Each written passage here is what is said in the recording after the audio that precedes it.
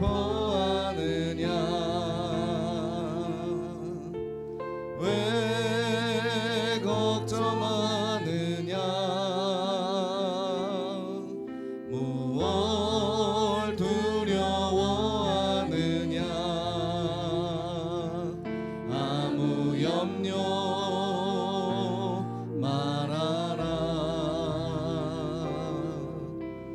큰 어려움에도 큰 아픔이 있어도 이제 아무 걱정하지 마 내가 널 붙들어 주리 내가 너와 항상 함께 하리라 내가 너를 지키리라 실망치 말고 나를 보아라 나는 너의 하나님이라 다시 한번 찬송합시다 왜 슬퍼하느냐 왜 슬퍼하느냐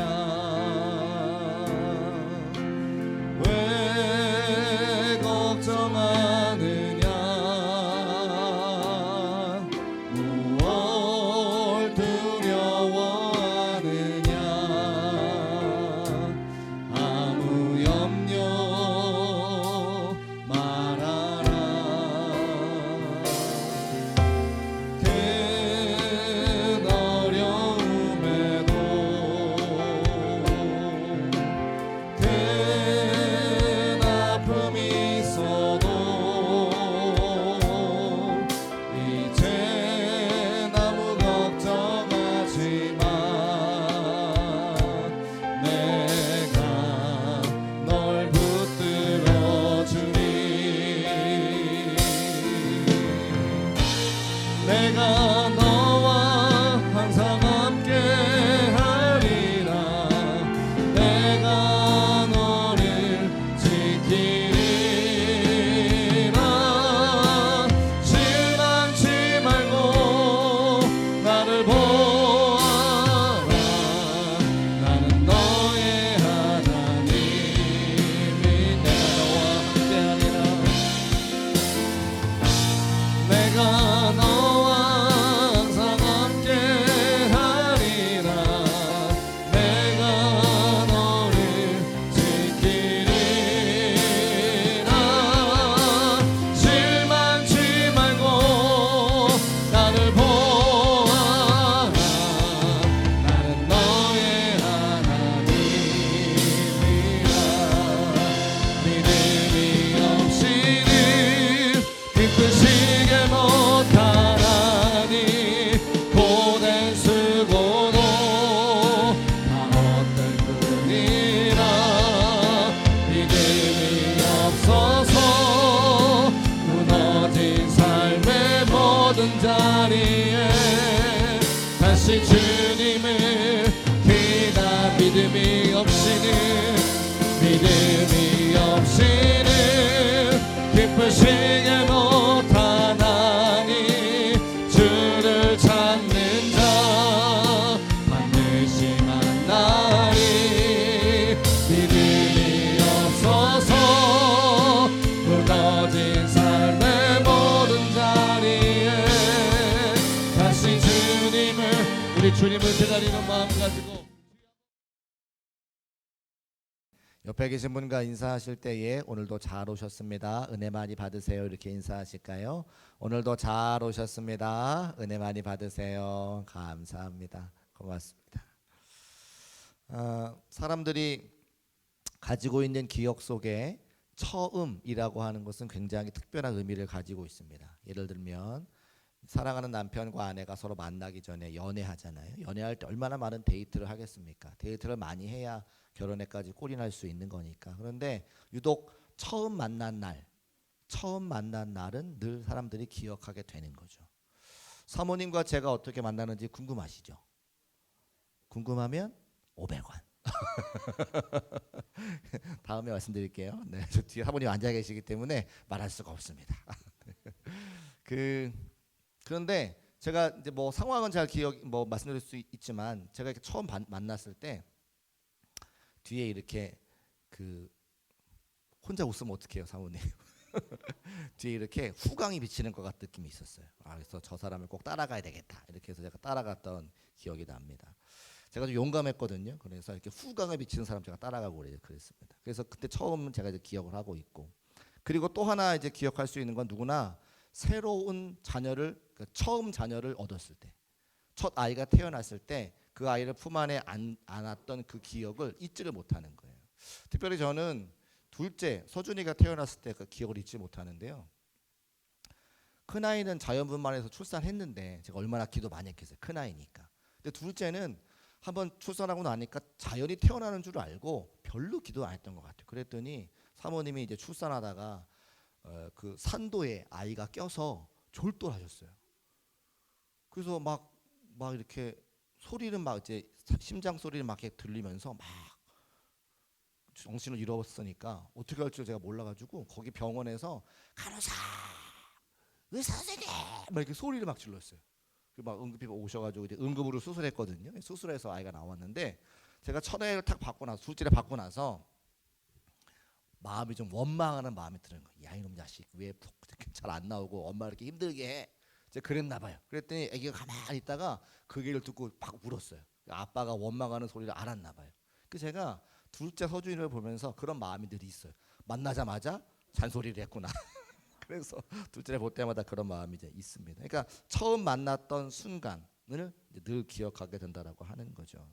그러면 여러분 혹시 여러분이 처음 기도했던 순간 한번 기억나시는지 생각해 보세요. 처음 하나님께 기도했던 순간. 제가 초등학교 2학년쯤 되는 것 같은데요. 처음 제 기억에 처음 하나님께 간절히 기도했던 적이 있습니다. 하나님, 내일 저희 반에 짝꿍을 바꾸는 날인데 제가 좋아하는 여학생이 있습니다. 윤정이. 그 아이와 꼭 짝이하게 해주세요. 그래서 제가 그걸 간절하게 기도했던 생각이 나요. 그래서 기도할 때 분위기를 잡아야 되니까 그 당시에 가요 미소 속에 비친 그대 너는 장미꽃 그 노래를 틀어놓고 제가 기도를 했어요. 잘 몰라가지고 그래서 그 노래 틀어놓고 소파에 앉아가지고 내일 윤정이랑 짝이 되게 해주세요. 그리고 이제 학교에 갔어요. 하나님께서 저에게 역사해 주셨습니다. 남학생과 함께 앉는 역사를. 그래서 하나님이 내 기도를 들어주지 않으시는구나. 그래서 그동안 이제 좀 방학했던 기도에 방학했던 이제 그런 기억이 납니다. 여러분은 어떠세요? 여러분이 처음 했던 그 기도가 생각이 나세요? 그리고 그 기도에 하나님이 응답해 주셨습니까? 근데 많은 부분 하나님께서 우리가 원하는 대로 바라는 대로 기도 응답을 잘 주지 않으시죠. 거기에 우리가 사실은 조금 어려움들을 갖고 있습니다. 내가 원하는 것이 있고 바라는 것이 있는데 하나님께 기도를 했을 때에 내가 원하고 바라는 대로 응답 주지 않으셔서 하나님 원망스럽고 하나님 계신가 이런 생각할 때가 종종 있다고 하는 겁니다. 그런데 그 지점에서 다시 한번 생각해 봐야 될 것이 있어요. 과연 내가 원하는 대로 응답을 주시면 나에게 그것이 복된 일인가 라고 하는 겁니다. 여러분 내일 일을 아세요? 내일 일을 모르죠. 내일 일은 난 몰라요. 하루하루 살아요. 그죠? 내일 일 알 수 없습니다. 오늘 이렇게 우리가 함께 예배드리고 이 문 밖을 나가면서 어떤 일이 벌어질지 아무도 알지 못합니다. 제가 오늘 새벽에 그런 말씀 드렸는데 동물들은 자기가 태어나면 자기 부모 동물과 똑같은 삶을 거의 살아갑니다. 아마 90% 정도는 비슷한 삶을 살 거예요. 개로 태어났으면 그의 부모 개와 마찬가지로 강아지가 살고요. 고양이로 태어났으면 그의 부모 고양이와 마찬가지로 삶을 살아갈 겁니다. 거의 비슷합니다. 근데 사람은요 태어나면 자기 부모와 똑같이 살아요? 전혀 다르죠. 사람이 태어나서 어떻게 될지 예상할 수 있어요? 아무도 몰라요. 그걸 뭐라 그래요? 내일 일을 날 모른다 그러는 거예요. 그래서 우리가 내일 일을 알지 못하는데 내가 원하는 대로 기도가 응답되어진다? 그것이 나에게 복이 될 수 있을까요? 내일 일도 알지 못하는 내가 원하는 대로 기도가 응답이 되어졌을 때 그것이 내가 원하는 하나님 보실 때 가장 복된 삶이 될까? 제가 기도했을 때 그 윤정이라고 하는 학생과 같이 앉는들 제가 제 인생이 복되었을까요? 그렇지 않다라고 하는. 그래서 우리는 내가 기도한 대로 응답되지 않는 것이 오히려 하나님의 은혜인 것을 기억하시기를 주님의 이름으로 축복합니다. 오늘 말씀도 그런 부분이 나오게 되는데요. 오늘 말씀 읽어보시면 잘 아시지만 예수님께서 간절하게 기도하는 모습 나옵니다. 오늘 상황 이렇잖아요. 예수님께서 이제 아주 힘든 어려운 십자가를 지셔야 되는 상황 가운데 놓이셨습니다. 이제 곧 있으면 사람들에게 잡히게 되고 모진 핍박과 고난을 당하실 것을 다 알고 계세요. 그리고 그 이후로 십자가에 달려 돌아가실 예정이십니다. 이것이 곧 예수님이 맞이할 미래였어요. 저와 여러분은 미래를 알지 못하지만 예수님은 하나님의 아들이시기 때문에 시간의 주인이시기 때문에 앞으로 어떤 일이 벌어질지 이미 예상하고 계시죠. 하나님께서 예수님에게 그 십자가를 지도록 사명 주셨던 것을 예수님이 알고 계셨어요. 그래서 공생의 기간 동안 제자들에게 내가 십자가를 질 것이고 이것으로 말미암아 수많은 영혼들이 구원받을 것이라고 하는 사실을 계속 말씀해 주세요. 그게 메시아의 비밀이에요. 예수님을 알고 계셨던 거죠. 암담한 미래, 암울한 미래, 이런 어려운 미래를 남겨놓고 예수님께서 겟세마네 동산에서 간절하게 기도하십니다. 그리고 하나님 앞에 이 한 가지 기도 제목을 놓고 기도하셨어요. 그것이 35절과 36절의 말씀에 기록되어 있습니다. 같이 한번 읽어볼까요? 시작. 조금 나아가사 땅에 엎드려 될 수 있는 대로 이때가 자기에게서 지나가기를 구하여 이르시되 아빠 아버지여 아버지께서는 모든 것이 가능하오니 이 잔을 내게서 옮기시옵소서. 그러나 나의 원대로 마시옵고 아버지의 원대로 하옵소서 하시고 아멘. 지금 예수님께서 기도하셨던 35절과 36절 말씀 보면 두 가지가 충돌하고 있습니다. 하나님께서 원하시는 바와 예수님께서 원하시는 바가 충돌하죠. 하나님께서 원하시는 것은 무엇입니까? 예수님께서 그 십자가를 지는 거예요. 거기서 피를 흘리는 거예요. 거기서 죽는 겁니다. 예수님 원하시는 건 뭐예요? 그건 너무 고통스러우니까 나 말고 다른 사람이 있으면 다른 사람의 그거 감당했으면 좋겠습니다. 하나님께 기도하는 거죠. 이 하나님의 의지와 예수님의 의지가 부딪히는 장면이 겟세마네 동산에서 기도하는 장면입니다. 우리도 그렇죠. 내가 원하는 바와 하나님이 원하는 바가 달라서 때로는 그것이 같지 않아서 또 하나님께서 그래서 우리에게 응답 주지 않으시기 때문에 내가 하나님 원망하고 낙심하고 절망할 때가 있다는 겁니다. 그런데 하나님과 예수님과 우리와 다른 것이 무엇입니까? 우리는 거기서 그냥 하나님 원망하고 하나님 안 계신 거 아니야? 라고 우리는 돌아서지만 예수님께서는 우리와 같이 그렇게 하지 아니하시고 그 뒤에 이렇게 말씀하시죠. 아버지, 제가 원하는 것대로 하지 마시고 누구의 뜻대로 하시기 원합니다. 아버지의 뜻대로 하기를 원합니다. 이 예수님의 이 기도가 우리 모두의 기도가 되시기를 주님의 이름으로 축복합니다. 내 뜻이 아니라 하나님의 뜻이 이루어지기를 원하는 기도. 오늘 청장들이 함께 오셨는데 제가 그런 말씀을 드리고 싶어요. 우리가 다 자녀를 키우고 있는데 어떤 부모님도 부모인 나보다 자녀가 더 잘 되기를 원합니다. 맞습니까? 다 그렇죠. 모든 부모님의 마음이죠. 그런데 그래서 우리는 자녀에게 내가 경험한 것, 내가 알고 있는 것 그대로 가르쳐 주기를 원해요. 이렇게 하기를 원해요. 이거 잘하기를 원해요. 그런데 가만 제가 생각해 봤어요. 코로나를 지나면서 모든 사람들이 새로운 시대가 오는 것을 바라보면서 내가 알고 있던 지혜와 지식이 저 아이들이 살아갔던 때 필요할까? 필요하지가 않겠더라는 거예요. 요즘 제가 AI 공부합니다. AI를 보면 볼수록 사실은 제가 이제 답을 이제 알았어요. 여러분 AI는 우리가 전기후가 마찬가지인 것 같아요. 전기가 발명되면서 16세기에 문화혁명이 일어나고 산업혁명이 일어나서 완전히 시대가 바뀌었죠. 소를 타고 다니다가 말을 타고 다니다가 자동차가 나왔습니다. 사람들이 말이 없는 차라고 이야기를 했다는 거예요. 자동차는 전혀 다른 엔진으로 가는 차인데 말이 없는 마차가 나왔다고 사람들이 생각한다는 거예요. AI는 우리에게 그런 식인 거죠. 우리가 어느샌가 알 수 없는 시대에 이 AI가 우리 삶에 들어와서 우리의 삶을 완전히 뒤바꿀 거라는 거예요. 실제로 우리 학생들은 우리 아이들은 선생님한테 뭘 질문하기보다 AI에게 질문하는 게 훨씬 더 많다는 거죠. 선생님에게 상담하기보다 AI에게 상담하는 게 많다는 거예요. 사모님과 제가 가끔 다투고 서로 대화하지 않을 때 사모님이 AI에게 물어봐요. 그러면 AI가 감성을 다해서 사모님께 대답을 합니다. 그걸 만족하면서 대화를 하고 있는 걸 제가 봐요. 웃자고 한 얘기인데 웃지 않으시면 한번 해보세요. 집에 가셔서. 저는 F 감성이 아닌데 그 AI는 F 감성으로 대답해 준다는 거죠.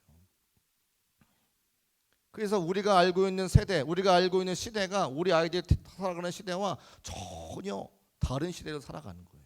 근데 내가 알고 있는 지식 가지고 이렇게 해라 저렇게 해라 이야기할 수 있을까요? 그렇지 않다는 겁니다. 그런데 하나, 그렇게 문명이 발달하고 기계가 발달할수록 사람은 또 어떻게 되느냐? 사람은 옛날 걸 찾는다는 거예요. 아날로그를 찾는다는 거예요. 부모님과 함께 갔던 그 바닷가, 내가 누렸던 그 발가락에 느꼈던 그 모래의 까슬까슬한 감촉, 엄마와 아빠와 함께 누워서 바라봤던 그 하늘에 초롱초롱했던 별들, 그런 것들을 생각나게 한다는 거죠. 그래서 AI 시대에 더 필요한 것이 무엇이냐면 사람의 인간됨. 사람이 함께 모여서 밥을 먹고 함께 대화를 나누고 함께 웃고 함께 울며 기도했던 그 시간들이 그 문명의 이기를 견디는 시간들로 우리들을 만들어 갈 거라고 하는 거예요. 그래서 교회가 해야 될 일이 있습니다. 하나님 말씀을 읽고 쓰고 묵상하는 경험들을 하는 거예요. 어디서? 하나님의 창조하신 자연에서. 그래서 점점점 문명이 발달할 때에, 기계가 발달할 때에 사람됨을 찾을 수 있는 아날로그적인 감성을 많이 경험하면 경험할수록 우리 자녀의 삶이 더 복된 삶으로 나아간다는 거예요. 그래서 여러분 아시겠지만 호주에 얼마 전에 16살 밑으로 SNS 금지하는 법이 통과를 했습니다. 유럽에는 다 지금 16세 밑으로 SNS 다 못하게 만들어놨어요. 법적으로. 왜 그렇습니까? AI를 만드는 페이스북을 만들었던 마크 저커버그 자기 아들 딸들에게는 핸드폰을 주지 않아요. 알고 있는 거죠. 인간됨이 무엇인가. 점점 기계가 발달하고 AI가 발달한 그 시대에 인간됨은 무엇이냐? 결국 우리가 경험했던 모든 거라고 하는 거예요. 그래서 제가 교회학교 교육에 철학을 좀 바꿨어요. 사실은 핸드폰만 보면, 오늘 좀 설교가 다른 데로 나가는데, 핸드폰만 보면 그 안에 성경이 다 있습니다. 요즘 학생들이 성경책을 안 갖고 다니죠. 근데 그럴 때 더 갖고 다녀야 되는 거예요. 왜요? 이 책을 넘기는 소리, 촉감, 글을 읽는 경험, 이것들이 저들이 살아가는 시대에 경험할 수 없는 경험이라고 하는 거예요. 이것이 저들을 지킨다고 하는 거예요. 이 책에서 나는 이 꿉꿉한 냄새, AI로는 할 수가 없는 거죠. 그래서 제가 교회학교 아이들과 함께 앞으로는 철학을 좀 바꿔서 AI 저들을 살릴 수 있는 것은 결국 우리 아날로그적인 감성이니까 하나님이 창조하신 자연에 나가서 더 많이 뛰어놀 수 있도록, 학원 다니잖아요. 학교에서 공부 열심히 하잖아요. 교회 와서는 좀 뛰어놀 수 있도록 그렇게 하려고 합니다. 그리고 이 말씀도 직접 읽고 쓰고 생각해보고 이런 생각의 근육을 키워나갈 수 있는 그런 교회학교 교육으로 바꿔가야겠다는 생각을 제가 요즘에 하게 돼요. 아무튼 다시 말씀으로 돌아오면 우리는 우리의 생각대로 아이를 키우려고 하지만 우리의 생각보다 하나님의 생각이 더 크고 넓은 것을, 깊은 것을 믿으시기를 주의 이름으로 축복합니다. 내가 자녀에게 어떤 대학을 가라고 이야기하기보다는 하나님께서 그 자녀의 삶을 지켜주기로 기도할 수 있는 부모의 삶이 되어야 되겠다라고 하는 거예요. 저도 아이를 셋 키우지만 내 마음대로 되지 않더라는 거죠.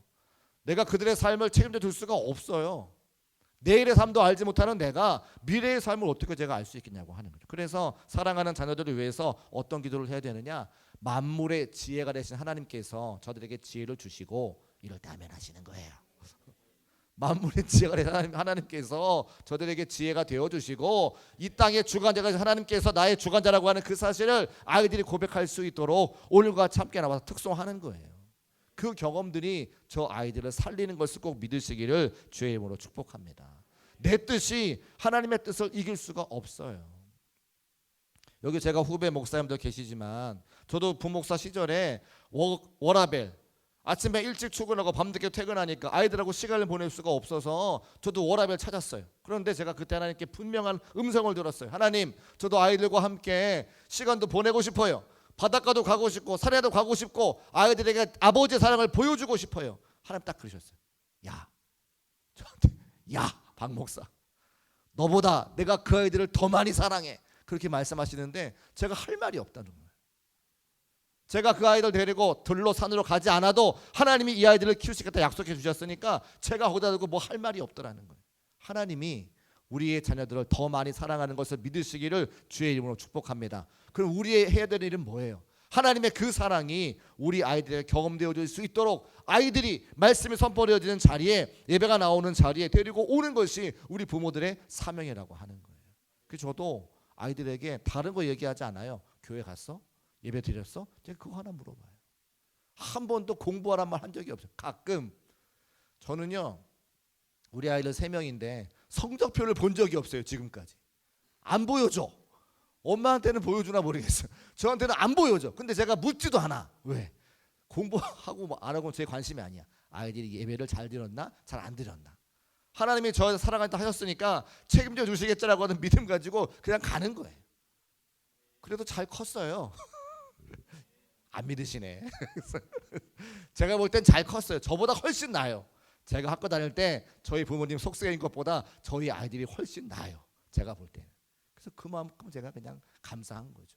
여러분, 우리의 욕심이 있습니다. 우리의 바라는 바가 있습니다. 그러나 우리의 욕심보다 하나님의 욕심이 더 크고, 우리의 바라는 것보다 하나님께서 바라시는 바가 더 큰 것을 꼭 믿으시기를 주의 이름으로 축복합니다. 사랑하는 자녀들이 잘 되고 형통하기를 원한다면 그들의 삶의 자리에 예배드릴 수 있도록 인도해 주시고, 교회가 가장 소중하고 하나님이 정말 살아계심을 그들에게 가르칠 수 있는 가정과 부모가 되시기를 주의 이름으로 축복합니다. 그것이 오늘 하나님께서 우리에게 주시는 첫 번째 메시지라고 하는 거예요.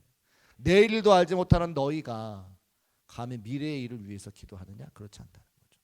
오늘의 삶에 최선을 다하고 하나님께서 저들의 삶을 인도해 주시기를 함께 기도할 수 있는 우리 모두가 되시기를 주의 이름으로 축복합니다. 두 번째는 32절과 34절 말씀 같이 한번 읽어보겠습니다. 32절부터 34절까지 말씀 함께 읽어볼게요. 시작. 그들이 겟세마네라 한 곳에 이르러 예수께서 제자들에게 이르시되 내가 기도할 동안에 너희는 여기 앉아 있으라 하시고 베드로와 야고보와 요한을 데리고 가실새 심히 놀라시며 슬퍼하사 말씀하시되 내 마음이 심히 고민하여 죽게 되었으니 너희는 여기 머물러 깨어 있어라 하시고 아멘. 우리 같이 한번 따라 하실까요? 너희는 여기 머물러 깨어 있어라. 이 말씀이 뭐예요? 같이 기도하자는 거예요. 같이 기도하자. 예수님께서 얼마나 마음이 곤고하셨으면 제자들에게 같이 기도하자 말씀을. 제자들이 같이 기도했습니까? 못했습니까? 육신이 피곤하여 잠자고 있다 성경에 기록하고 있죠. 예수님께서 3번이나 그 요청하세요. 나를 위해 기도해줘. 나를 위해 기도해줘. 나를 위해 기도해줘. 여러분, 우리가 신앙생활 하면서 오늘 금요일에 이 밤에 오신 분들이 다 집사님, 권사님, 장로님들이신데 우리가 교회의 중역 아닙니까? 교회의 리더들이시잖아요. 여러분도 깨어있어 기도하라고 하는 예수님의 음성, 나를 위해 기도해줘라고 하는 이 음성이 성도들로부터 들리시기를 주의 이름으로 축복합니다. 그게 들려야 돼요. 속회 안에서 어려움 당하는 그 사람의 그 기도의 제목이, 간절한 중보 기도의 요청이 우리가 들려야 되는 거예요. 제가 목회를 하면서 어느 순간 저보다 나이가 많은 분들이 제 아들, 딸, 제 성도가 느껴질 때가 있었어요. 제가 그때 무슨 생각했냐면 내가 이제 목사가 되나 보다 그런 생각했어요. 송구 영신 예배 때 가족분들 다 오셔가지고 여기서 저한테 안수기도 받으시잖아요. 보면 안수기도 받으시는 분이 그냥 가시는 분이 있어요. 그냥 가시는 분들은 아직도 제가 담임 목사라고 하는 영적인 권위에 인정이 안 되시면 갈 수 있어요. 와서 무릎 꿇어 함께 기도할 수 있는 분들은 저의 영적인 권위를 인정해 주시는 거죠. 그럼 제가 거기 기도할 수 있어요. 그때 그 기도는 하나님의 은혜가 부어지는 기도겠죠. 제가 나이가 젊습니다. 우리 교회 연세들이 많으시니까 제가 젊은 목사죠. 그래서 제가 딸 같은 담임 목사라고 얘기하잖아요. 언제까지 그 역할 감당할 수 있을지 모르겠습니다만 제가 교회에 와서 그게 보이더라는 거예요. 내가 우리 교회 담임 목사구나 느껴지는 게 성도님들의 기도 제목이 들려요. 말하지 않아도 얼굴에 써 있어요. 아침에 들어오시는 예배, 주일날 예배 들어오시는 표정을 보면 저분의 기도 제목이 무엇인데 아직 응답이 안 됐구나. 환하게 웃으면서 들어오시는 모습 보면 아이고 기도 제목이 응답됐네, 겨우 살았네, 할렐루야. 제가 그런다는 거예요. 기도 제목이 속히 응답되지 않아가지고 몇 개월 동안 눈물로 기도하시는 권사님 계세요. 제가 매번 보면 물어볼 수 없으니까 그 뒷모습 바라보면서 제가 마음속 기도, 하나님 저 권사님 눈물 아시죠? 저거 해결해 주셔야 됩니다. 저거 팔려야 됩니다. 그게 보인다는 거예요. 그래서 제가 내가 중국계 단임 목사구나 스스로 제가 알게 되는 거죠. 여러분이 속장이라면, 여러분이 선교 회장이라면, 내가 교회 중역이라면 내 함께 신앙생활하는 사람들의 기도 제목이 들리고 보여야 돼요. 예수님도 말씀하시죠. 나를 위해 기도해 달라고. 예수님께서 뭐가 부족해서 기도해 달라고 말씀하시겠습니까? 근데 그 기도 지금 필요하기 때문에, 성도들의 그 위로와 함께하는 중보의 기도가 필요하기 때문에 제자들에게 요청하셨는데, 그 기도를 하지 못하는 홀로 둔, 예수님을 홀로 둔 제자들의 모습 보면서 제가 우리 교회를 돌아보는 거죠. 내가 권사로 세워졌다면, 내가 장로로 세워졌다면, 내가 집사라면, 내가 속장이라면, 선교회장이라면, 우리 선교회원들의, 혹회원들의 기도 제목이 보여야 될 때 내가 보이는가, 그들을 위해서 기도해 주는가. 오늘 이 밤이 하나님께서 우리에게 주시는 말씀으로 받으시기를 주의 이름으로 축복합니다. 저도요, 사실은 다 돌보지 못할 때가 너무 안타까운 거죠. 교인이 300명이니까 제로 때가 놓치는 분들이 계세요. 그러면 한 3주쯤 지나가지고 서운하다 말씀하세요. 그렇죠. 그제 너무 마음이 아파요. 그럴 때 더 내가 신경 쓰고 더 세심하게 찾아보고. 여러분도 마찬가지일 겁니다. 우리 사랑하는 속도원들의 기도 제목, 우리 선교 회원들의 기도 제목,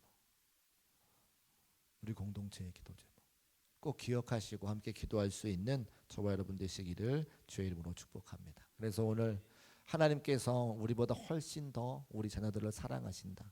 나의 기도 제목과 하나님의 기도 제목이 같지 않을 때 하나님의 그 기도 제목을 내가 수용할 수 있도록 믿음과 은혜 달라고 함께 기도하시고, 또 내 옆에 있는 사랑하는 성도들, 우리 속회 안에 있는 성도들, 내가 기도해야 되는 중보해야 되는 가족들을 기억하고 함께 중보하며 기도해서 응답받아 주 앞에 큰 영광 올려드릴 수 있는 저와 여러분 되시기를 주의 이름으로 축복합니다.